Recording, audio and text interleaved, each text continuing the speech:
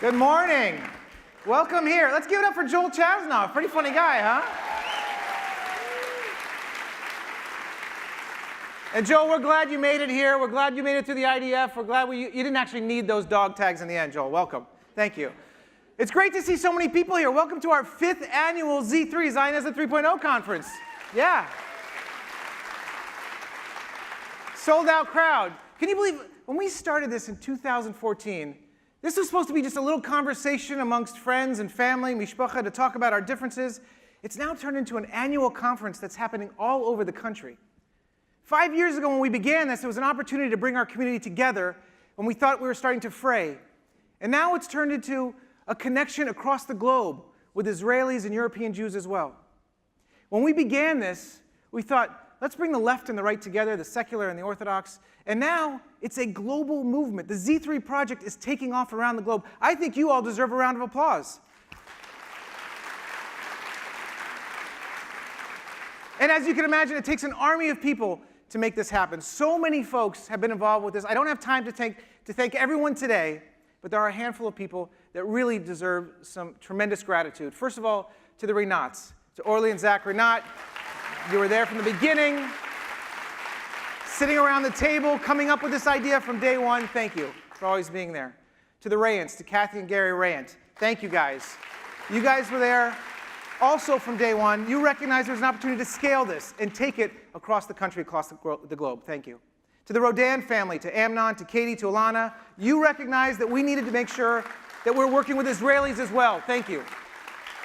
Thank you. And to the Correct Foundation, to Jeff Farber, Anita Friedman, to your leadership, to your board, thank you for giving us the long-term ability to make this happen. Multi-year giving.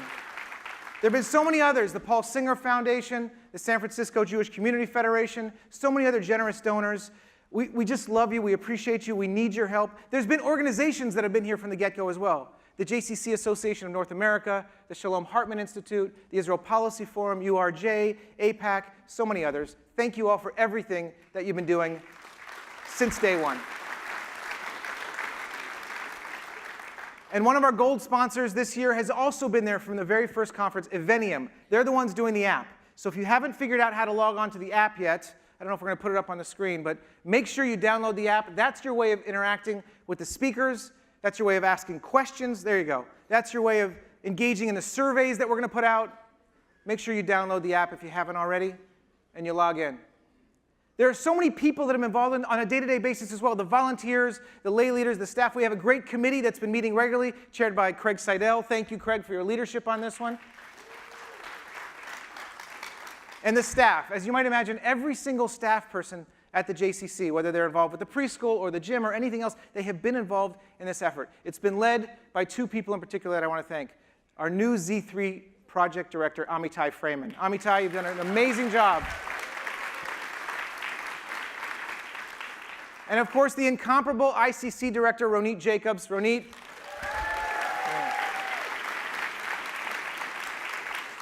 By the way, in addition to all the work that they've been doing since forever on this, they were here when it was still dark out this morning at 3 or 4 in the morning because we got a phone call. You just can't make this up. We got a phone call that when the caterers went out this morning to grab the catering truck for the food today, the catering truck, which was parked in downtown San Francisco, was stolen last night.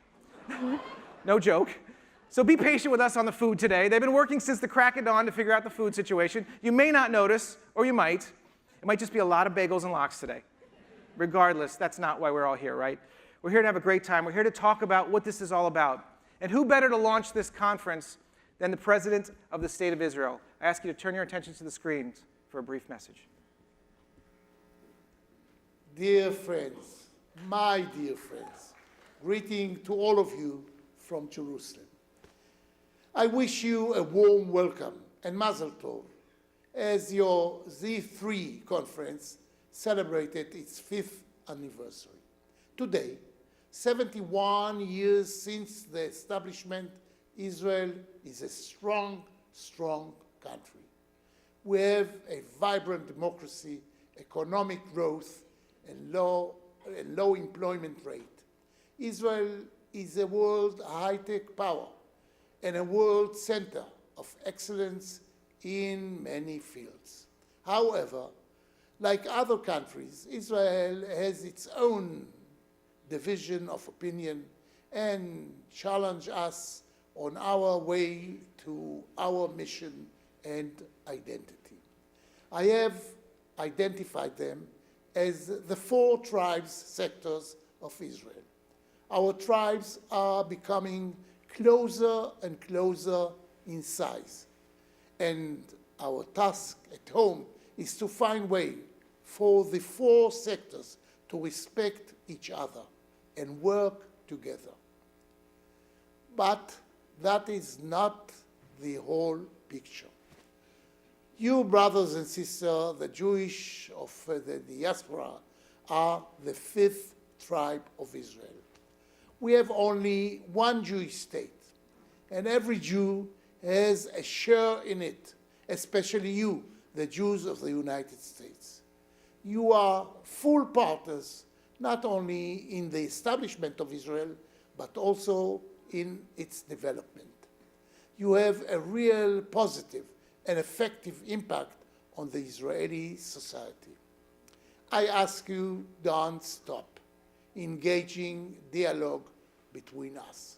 Israel is the most daring enterprise in the history of the Jewish people, and it is our common mission to safeguard the Jewish state, democratic and Jewish, bedibur echad, in a single world, Jewish and democratic. Have a wonderful and fruitful conference. God bless all of you. And shalom to all of you once again from Jerusalem.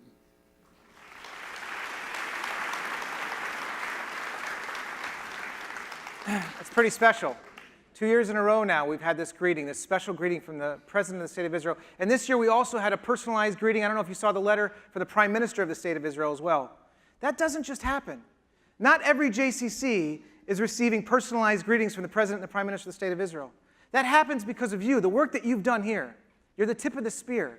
You're at the forefront of ensuring that this Jewish peoplehood enterprise remains one, that we surpass our divisions and we come back together, that this work that we've been doing is vital, it's crucial, it's sacred.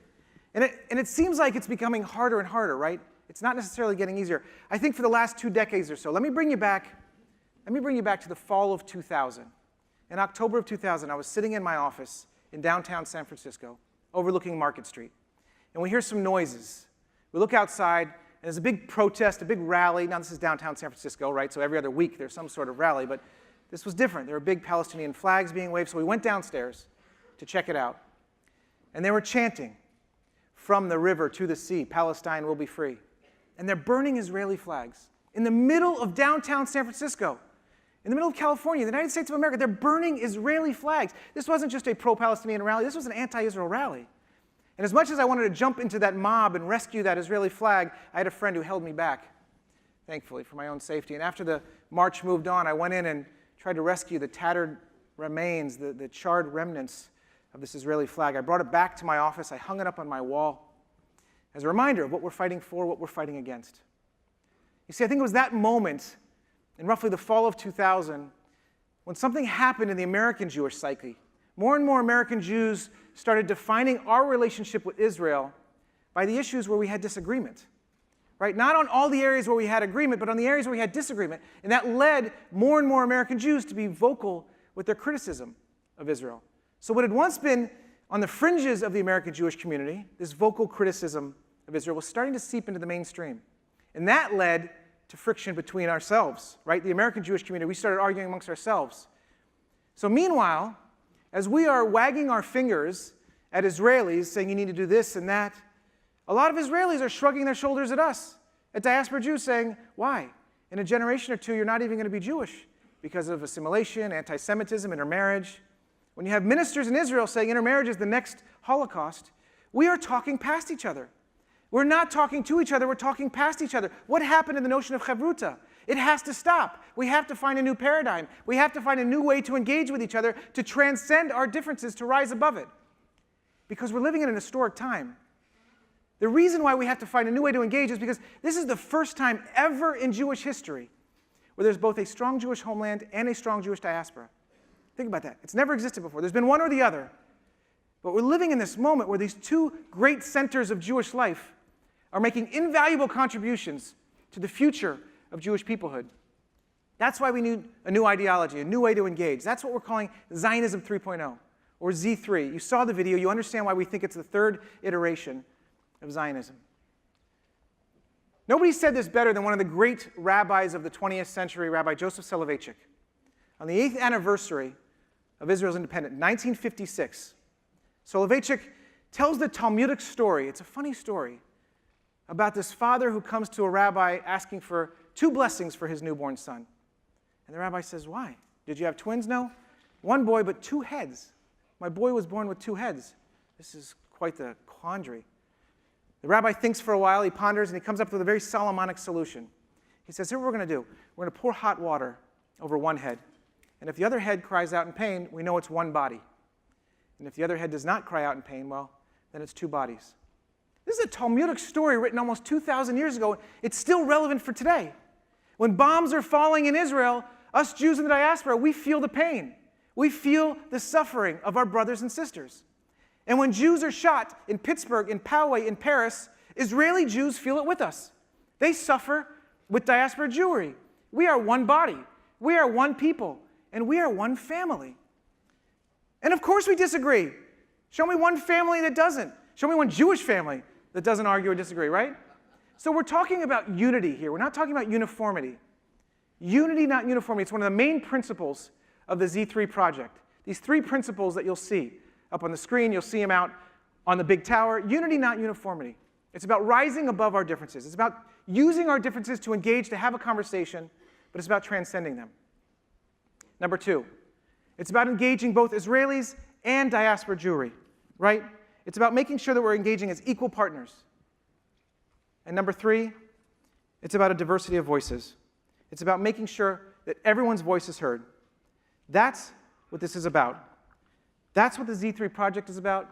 It's about our renewed sense of Jewish peoplehood. And for those of you who are wondering whether the Israeli community really believes this or not, I'm here to tell you that they do. First of all, by a show of hands in the audience, raise your hand if you're Israeli. Raise your hand. There you go. Look out there, folks.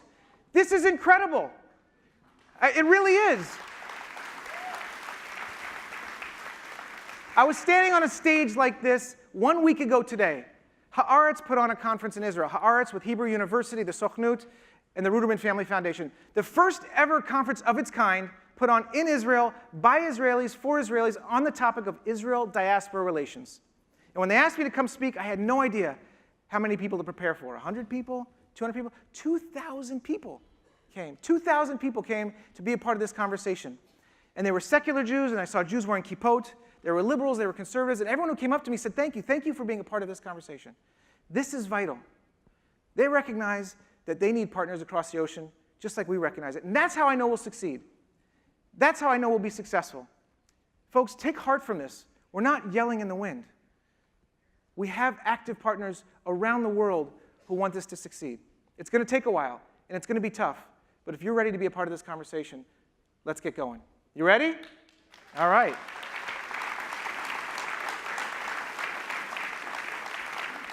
All right, so here's the structure of the day. Here's what you can expect. First of all, we start the day and we end the day with these incredible bookends. Our opening and closing plenary, we're going to be hearing from 2 of the greatest living prophets today. Yitz Greenberg and Ruth Gavison are 2 of the, unfortunately, remainder of an incredible generation. They've seen so much. They've been such incredible thinkers. Israeli, American, man, woman. They are going to bring together ideas that are going to elevate this conversation above the partisanship, right? Above the differences. We also have incredible keynote speakers. Former Deputy Prime Minister Tzipi Livni and Pulitzer Prize winner Bret Stephens, also our keynote speakers today. Yeah.